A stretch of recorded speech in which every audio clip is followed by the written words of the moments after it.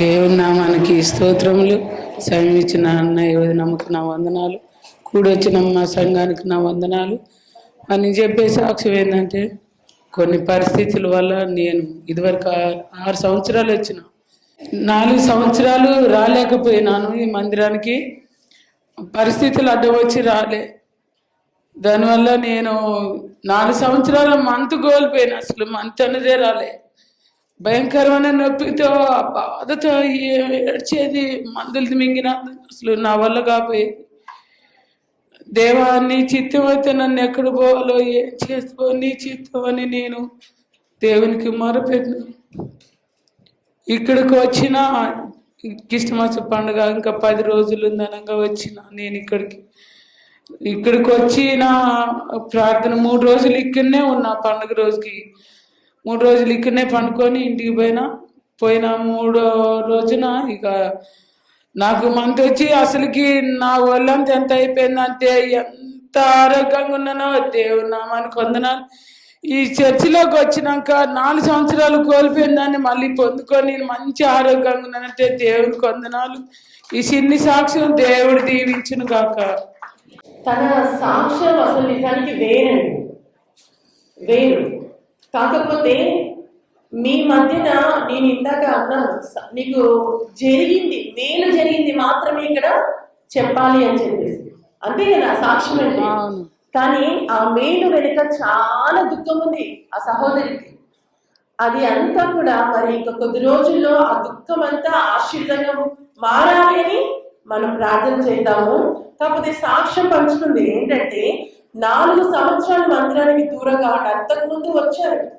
మన పాత మందిరంలో ఉన్నప్పుడు తను రెగ్యులర్ గా వచ్చారు. ఆ సమయంలో మరి తన పిల్లలకి వివాహం చేసిన తర్వాత అప్పటి నుంచి ప్రాబ్లమ్ స్టార్ట్ అయ్యాయి. ఏంటి, వాళ్ళ పిల్లలకి వివాహం చేసిన తర్వాత అప్పటి నుంచి తను పడిన కష్టము, బాధ అనేది అది వేరండి. అది నెక్స్ట్ ఆశీర్వాదంగా మారుతుంది. ఏదైతే కోరుకుందో అది జరిగిన తర్వాత మళ్ళీ అది సాక్షిగా నిలబడుతుంది. నెక్స్ట్ ఇప్పుడు తనకి ఆ 4 సంవత్సరాలు రాలేదని చెప్పాను కదా, అప్పుడు ఎప్పుడైతే మందిరానికి దూరం అయిందో తనకి నెలసరి అనేది ఆగిపోయింది. మంత్ అంటుంది కదా, తను నెలసరి ఆగిపోయింది.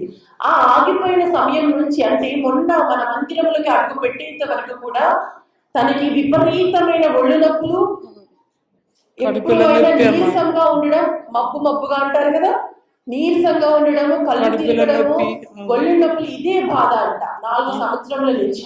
నేను మందిరానికి దూరం అయ్యానే, నేను బయటకు వెళ్ళలేకపోతున్నాను, ఇవన్నీ కూడా తన మనసులో ఉండి మొన్న జనవరి ఆ సమయంలో మన మందిరానికి రావడం జరిగింది. మీరందరూ అనుకున్నట్లే అన్నయ్య ఎలా రానిచ్చాడు, రానివ్వరు కదా అని చెప్పేసి అనుకుంటారు. అలాగే అన్నయ్య రానివ్వలేదు. 3 వారాలు మందిరానికి అన్నయ్య తీసినా గానీ వచ్చారు.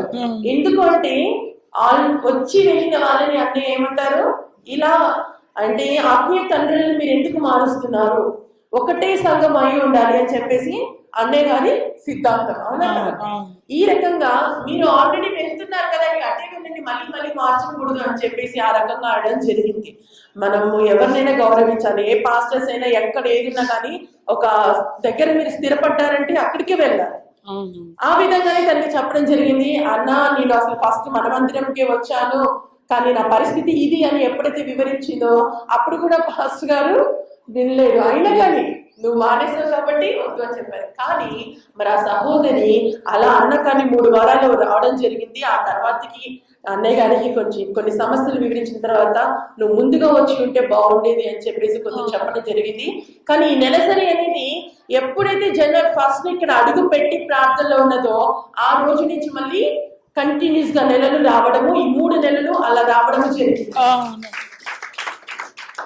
తను అనుకుంది, నిజంగా నా మందిరము ఇది, నా ఆత్మీయత, నా ఆశీర్వాదం అంతా కూడా ఇక్కడ కలిగిన మందిరము, నేను ఇన్ని రోజులు దూరమై ఉన్నాను, నిజంగా నా మూర్ఖత్వమే అని చెప్పేసి తన బాధ నా దగ్గరికి వచ్చి పంచుకుంది. అమ్మ, నిజంగా ఇలా చేశాను నేను, నా పొరపాటు, కానీ వెనుకున్నటువంటి ప్రాబ్లమ్స్ ఇలాంటివి తను మొత్తం వివరించుకున్నాడు.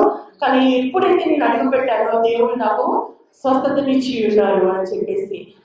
అంటే నెలసరి కూడా కంటిన్యూస్ గా రాని ఆడవాళ్ళ స్త్రీలు చాలా సమస్యలు ఫేస్ చేస్తారండి. చాలా చాలా సమస్యలు ఫేస్ చేస్తారు. అది బయటకి వివరించలేము, చెప్పుకోలేము. అటువంటి పరిస్థితి ఉంటుంది చాలా మంది ఆడవాళ్ళకి. ఆ రకంగా మరి సహోదరిని దేవుడు నిజంగా అటువంటి ప్రమాదం నుంచి, అంటే అటువంటి పరిస్థితుల నుంచి దేవుడు తప్పించినందుకు, అటువంటి స్వస్థతనిచ్చినందుకు తండ్రికి వేలాది వందనాలు చెల్లించుకుంటూ మరి సాక్ష్యాన్ని దేవుడు గొప్పగా దీవించబడి, అదే విధంగా తన కోరుకున్న హృదయంలో ఎటువంటి కోరికలు కలిగి ఉన్నదో అవన్నీ కూడా త్వరలో గొప్ప సాక్ష్యాన్ని ఈ సహోదరికి నిలబడే విధముగా మనం దేవుని అడిగి వేడుకుందాం. ఒక చిన్న సాక్ష్యం దేవుడు దీవించబడునుగా. ఆమేన్. ఆమేన్.